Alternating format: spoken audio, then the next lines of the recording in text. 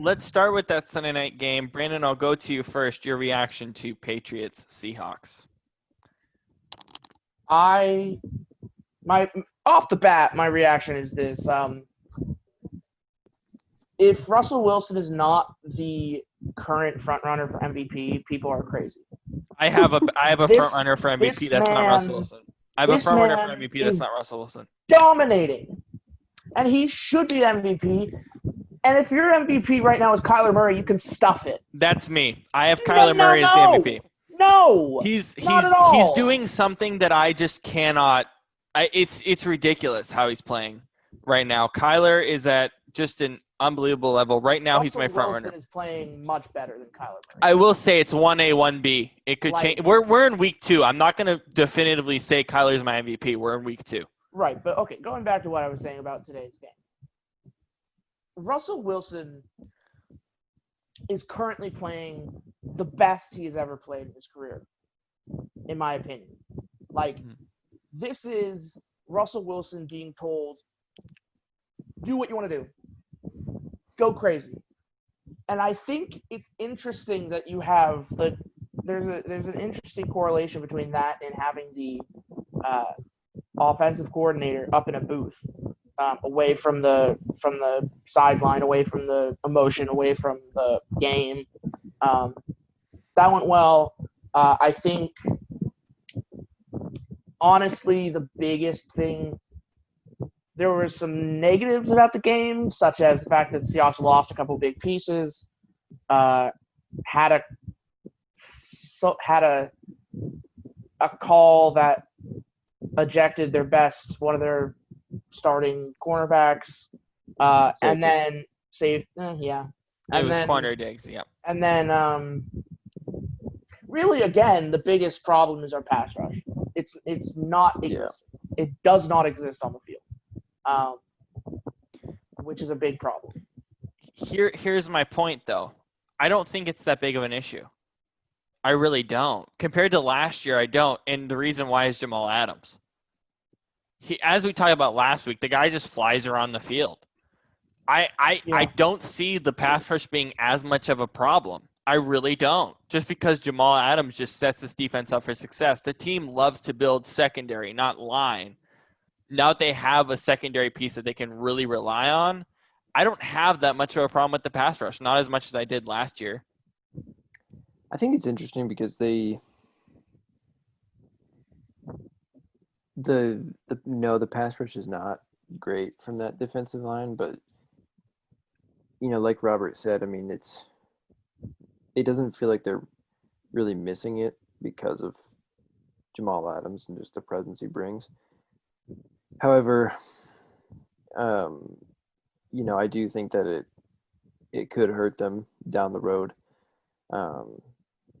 But again, it's only week 2.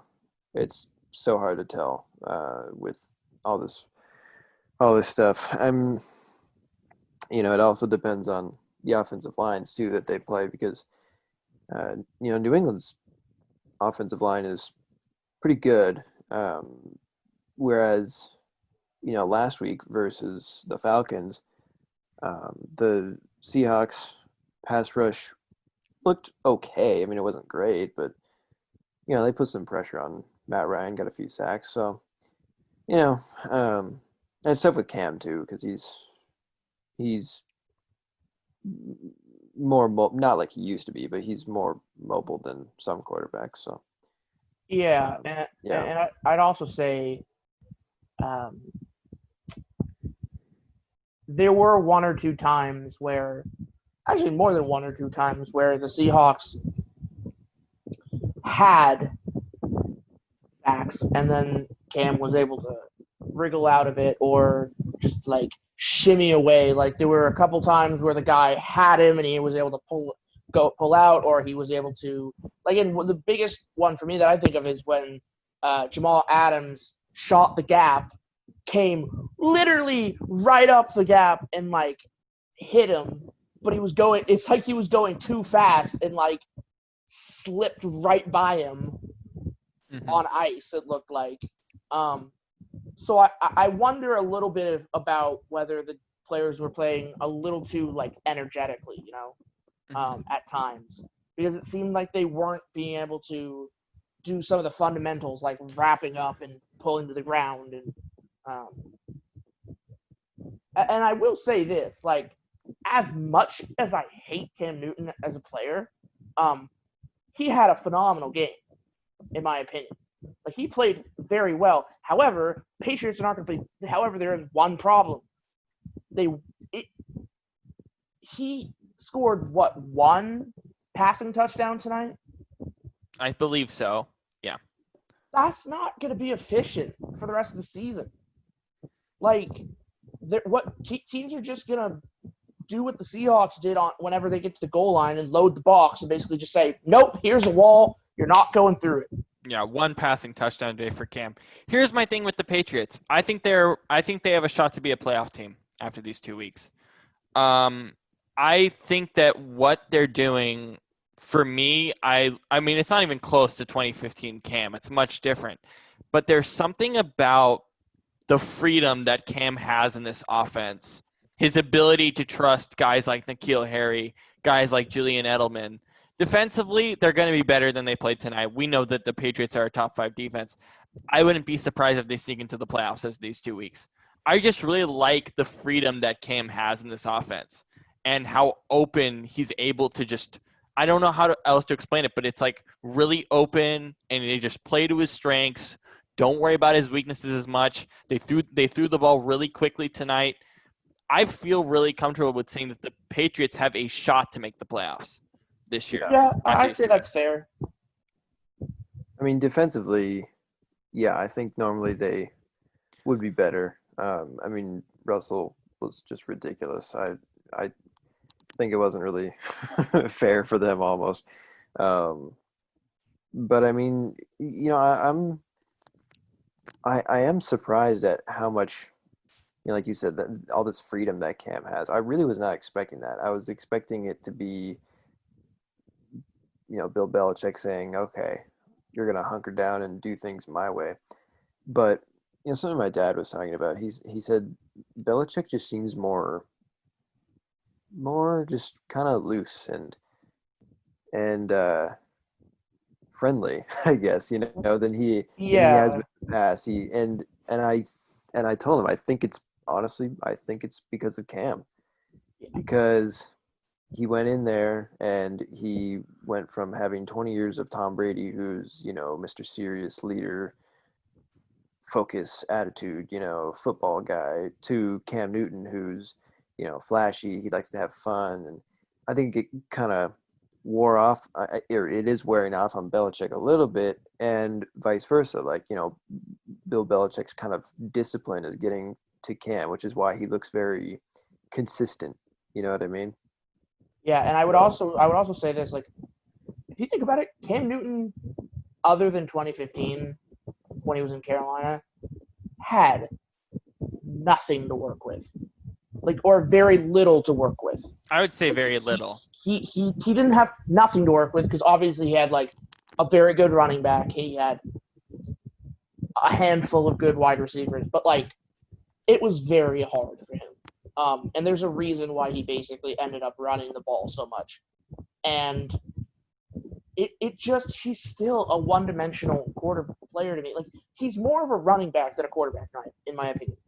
Because in 2 games, as a quarterback, I think he had 2 rushing touchdowns in the first game, and he had 3 tonight, I think. No. Well, it's because they do that quarterback draw at the goal line. Right, which cost them tonight at the end of the day. But my point is, like, that's not going to work if that's your main – for the whole season, if that's your main way of doing things, You're missing a key component here, I think. The key component with this for me and Cam is, yes, he's technically a running back, a quarterback, or whatever. You could say those things. But they're taking some of the things that they did with Brady and putting that into Cam, which is quick passes, because that's where these receivers are successful and comfortable. Guys like Julian Edelman, guys like N'Keal Harry, they're comfortable when they can get the ball, when the quarterback can get the ball into their hands very quickly. and they're letting Cam do that. So you don't see those errant throws very often. You don't see those throws where he's off his back foot or off kilter with the shoulders that they were talking about in the broadcast. I think that's something that will actually help Cam sustain success, and then eventually as they get more and more comfortable over the next month or so, you're going to see more of those long passes from Cam as he gets more comfortable. Because mechanically, they're changing how he's throwing if you look at it very specifically. Yeah. I mean, he's a better, but he is hands down. There's no arguing that, like, 2020 Cam Newton is night and day better than any Cam Newton I've seen in the NFL. Other than 2015, but even that's an anomaly. Right. And I also want to go back to what Shane said, right, about Bill Belichick and Cam Newton as compared to Brady. It's interesting that you bring that up because as far back as I would argue like maybe 2013, 2014, every time I watched them play, it was around 2014 when Brady started having more and more of his hissy fits on the sideline. Like whenever something would go wrong, like he would start throwing his helmet or like yelling at Josh McDaniels or just yelling at anyone in general. And I honestly believe the truth, if you probably got the truth out of the Patriots organization, Tom Brady probably wanted gone by as far back as 2014. I don't think that was a happy relationship between him and Bill Belichick. And I just don't feel like they clicked well. Yes, they won a lot of Super Bowls, but they're two very different people. And as you said, I think Belichick is honestly probably not as serious as he has been putting on for so long. But yeah, tonight's game, very interesting. Showed a lot about both teams.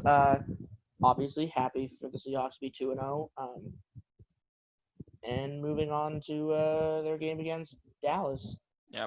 To finish off this Patriots-Seahawks discussion, one of the things that we kind of miss as a headline going into this game, and something that's really important, is the history between these two coaches and these two teams over the last few years and how close these games are. Shane, I'll start with you with that. That's one of the more interesting pieces, even with Cam Newton instead of Tom Brady, the chess match between these coaches and like the history between these two teams. It just always ends up being a close game and interesting. Yeah, that's the thing that's interesting about them to me is it's not even like you said, it's not even like Wilson versus Brady. I mean, yeah, that's an iconic matchup already, but like for me, it's Belichick Brady. Belichick and Pete Carroll. That's like the really interesting thing because, I mean, seeing how close these two teams have become, like in terms of their games, how close they are, and I mean, I almost feel like they've formed a rivalry, these two teams, even though they're in different conferences, just because of the history between them. Let's see, Pete was fired from New England, and then Belichick took his place, over. right? Oh, and after the whole Jets thing, which they explained on the broadcast tonight. Yeah, and that would be.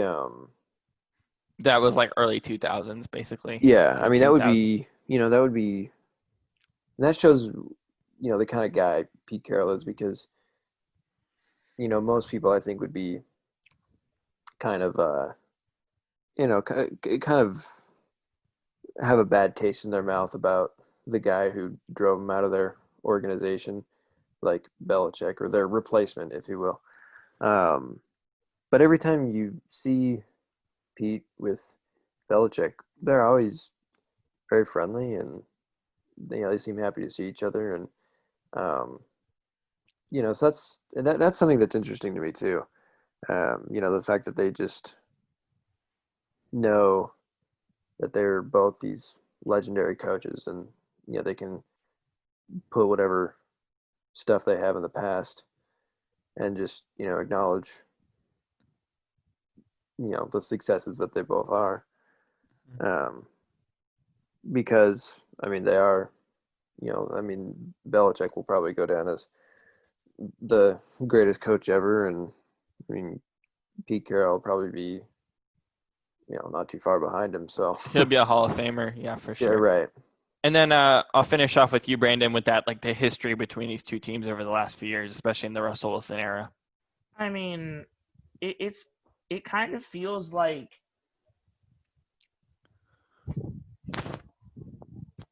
whenever they play the Patriots, it's like the Seahawks are like